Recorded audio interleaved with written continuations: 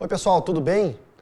Eu tô aqui no Hotel Desbravador, onde a gente grava o Projeto Chapecó, para fazer esse videozinho. Um dos meus alunos me pediu algo que é a dúvida de muita gente, né? Sobre por que nós não vamos morar no céu, se a vida inteira ele ouviu falar na igreja que nós vamos morar no céu. Então eu achei bem pertinente a dúvida dele, a pergunta.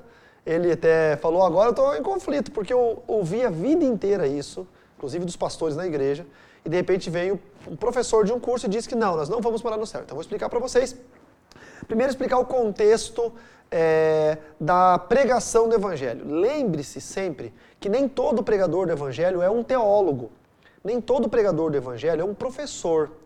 Então tem muita gente que é um cristão autêntico, genuíno, vivendo em santidade, que ama a Bíblia, que lê a Bíblia, mas que não estudou o contexto teórico, histórico, técnico, sociopolítico, crítico. Então não tem entendimento de algumas terminologias. E aí o que acontece? Gera-se o senso comum. Então um dos sensos comuns mais conhecidos é que todos nós vamos morar no céu. Tem aquelas frases na igreja, quem aí quer morar no céu? Aí todo mundo levanta a mão. Mas para a gente entender isso, a gente precisa entender o que é o céu, não é? Céu na linguagem bíblica, é ambiente espiritual. Tudo que se diz respeito a céu, na Bíblia, ambiente espiritual. Exemplo, lá em Efésios capítulo 6, não é? Nossa luta não é contra carne e sangue, contra principados, potestades, dominadores e forças do mal das regiões celestiais. Então existem forças do mal no céu também? Sim. Por quê? Porque céu é ambiente espiritual. E no ambiente espiritual habitam tanto anjos quanto demônios. Claro que em locais diferentes, escalas diferentes, posições diferentes, mas a palavra, o termo céu, se aplica para isso. O termo céu na Bíblia não é o céu que a gente conhece aí, onde os aviões voam, onde tem o Sol, a galáxia, as galáxias, enfim, os planetas. Não, é um termo de linguagem metafórica explicando que há um ambiente espiritual, ok?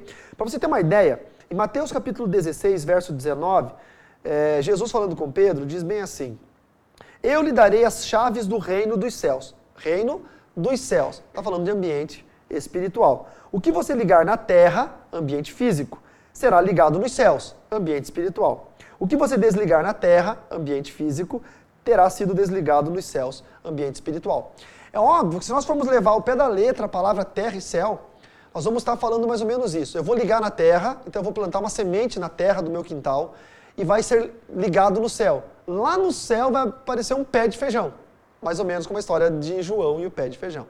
Então é óbvio que a Bíblia não se lê de forma exata como a escrita dela é tratada, porque tem muita linguagem metafórica, tipológica dentro do texto sagrado.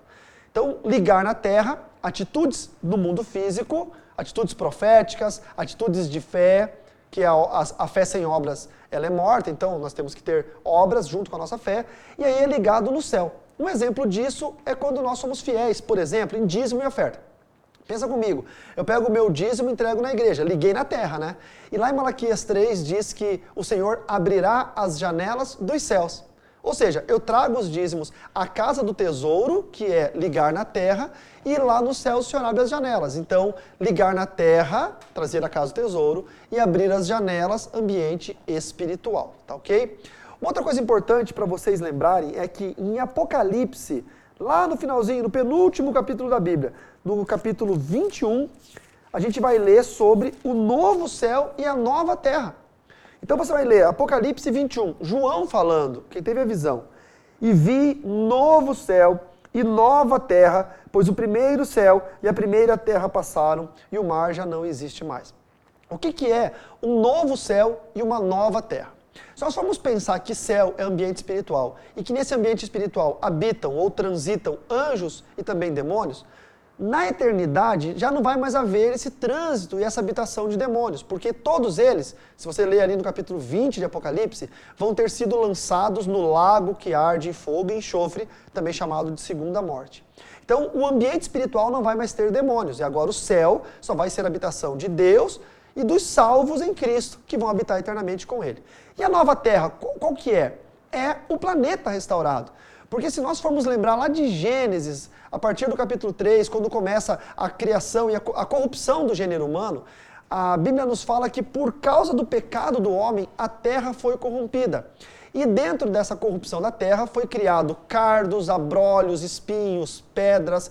Então a terra ela era abençoada e agora ela se tornou maldita por causa do pecado. Depois da volta de Jesus, a terra não é mais maldita, ela se torna bendita. Então o planeta Terra vai ser reestruturado. Um exemplo bíblico, o leão vai pastar junto com o novilho. Se você largar hoje um leão junto com o leão come o novilho.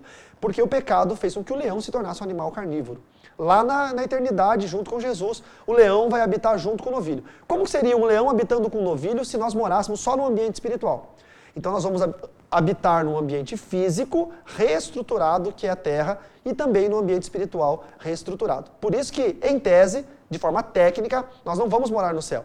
Nós vamos morar numa nova terra restaurada pelo Senhor, e no céu o ambiente espiritual vai fazer parte dessa nova terra. Tomara que você tenha tirado a sua dúvida, que Deus te abençoe em nome de Jesus.